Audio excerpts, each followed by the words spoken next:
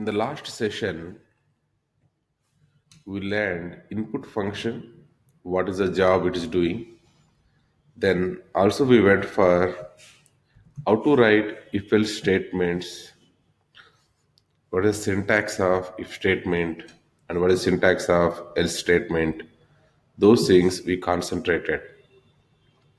And one use case we written that is known as print given number is positive or negative or zero. We written one use case we written.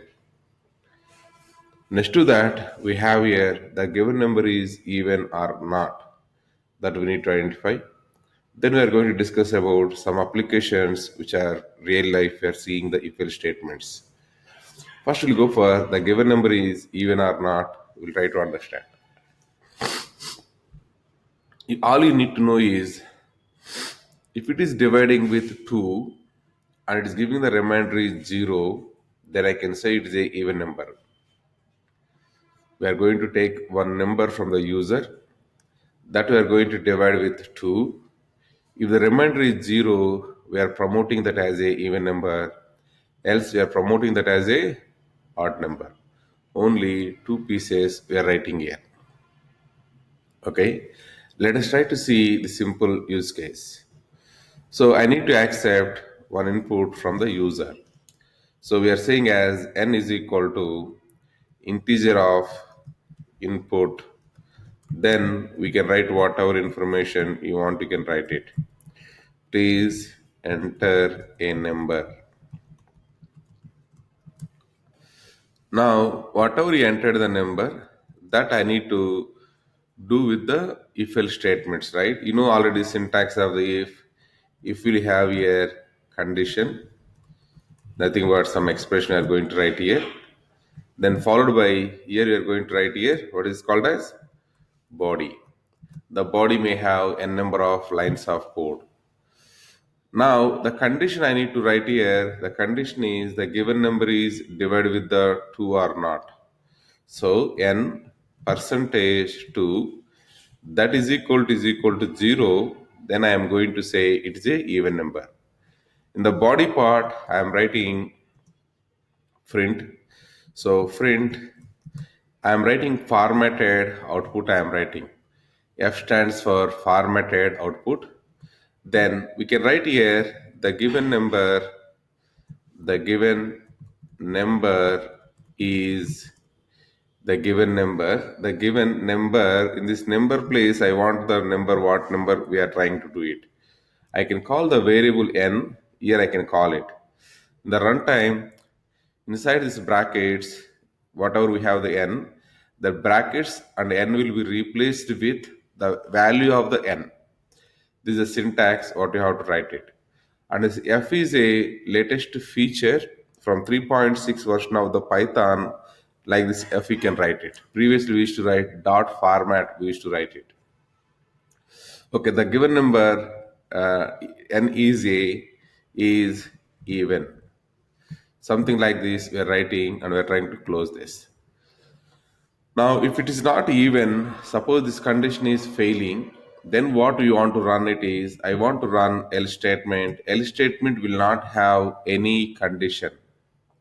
Directly above all statements are fail, then below statement it is going to be running over here. So based on that point, this has no conditions will not be having here. So else statement we are writing, that is also similarly print formatted output we are writing the given number, the given number, the given number n is odd. The given number n is odd.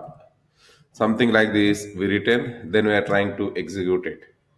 It is asking some number. I am giving, let's say 10. Then it's saying as a given number 10 is even.